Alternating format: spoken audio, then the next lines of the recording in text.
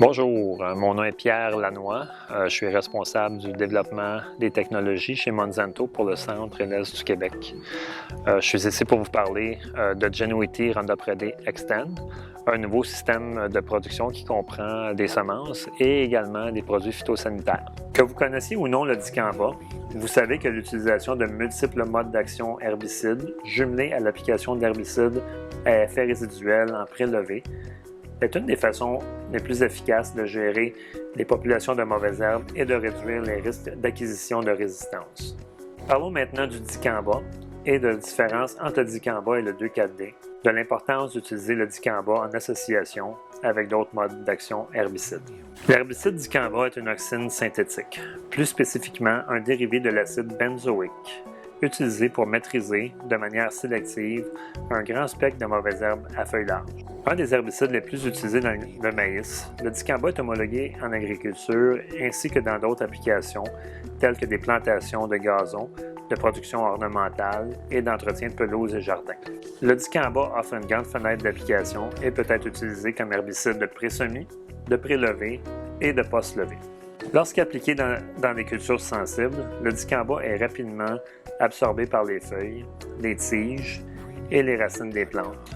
Il attaque les végétaux en imitant les hormones de croissance naturelle et régularise certains mécanismes comme la synthèse protéique et la croissance cellulaire. Une réaction habituelle au dicamba est l'élongation des cellules consécutives à un relâchement des parois cellulaires provoqué par l'acide. Cette réaction entraîne une déformation caractéristique de la plante, appelée épinestie. Le dicamba stimule également la production d'éthylène, une hormone végétale, ce qui entraîne aussi l'épinestie. De plus, l'éthylène augmente à son tour la production d'une autre hormone végétale, l'acide abscisique ou ABA.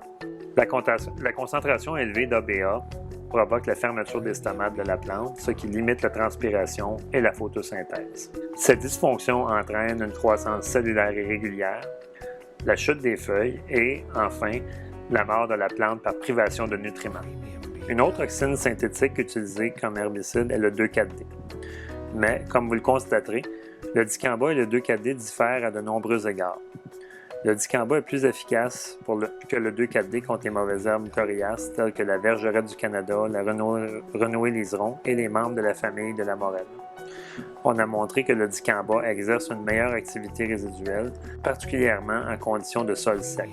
Utiliser un mélange de réservoir de dicamba avec des herbicides à effet résiduel, une pratique approuvée dans le cadre de la plateforme des solutions de gestion du désherbage Roundup Ready, peut également améliorer les résultats de désherbage. Monsanto travaille actuellement à la mise au point d'un herbicide dicamba qui offrira aux producteurs de soya une nouvelle option pour le désherbage en post-levé. Présentement, à l'étude, ce produit herbicide pourrait être utilisé avec Roundup Ready 2 Xtend. Les applications de dicamba dans le soya Genuity Roundup Ready 2 Xtend devrait permettre de maîtriser un grand nombre d'espèces de mauvaises herbes à feuilles larges, coriaces et résistantes.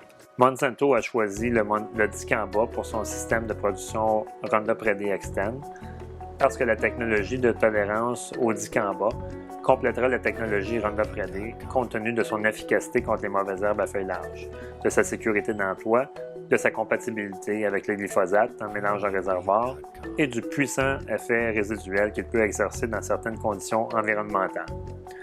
Le glyphosate et le dicamba présentent des profils d'absorption et de translocation rapide similaires et sont tous deux transportés par le xylème et le phloème, c'est-à-dire qu'ils circulent dans toute la plante en empruntant le réseau des tissus vasculaires. Il est également important de savoir que chacun offre un mode d'action différent, ce qui présente un avantage pour combattre les mauvaises herbes difficiles à maîtriser avec le glyphosate seul.